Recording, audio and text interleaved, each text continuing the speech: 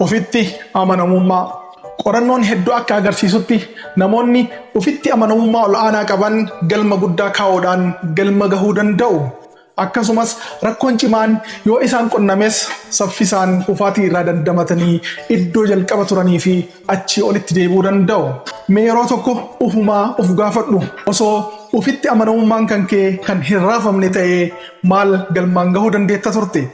Ofitti amanamummaan amala dhaabbataa osoo hin taane waan yeroo yeroodhaan kunuunsinee cimsataa deemnudha. Hanguma ati ofitti amantu namoonni biraas sirratti amantii horatu. Yoo ati ofitti amanamummaa hin qabaanne eenyullee iddoo siif hin laatu.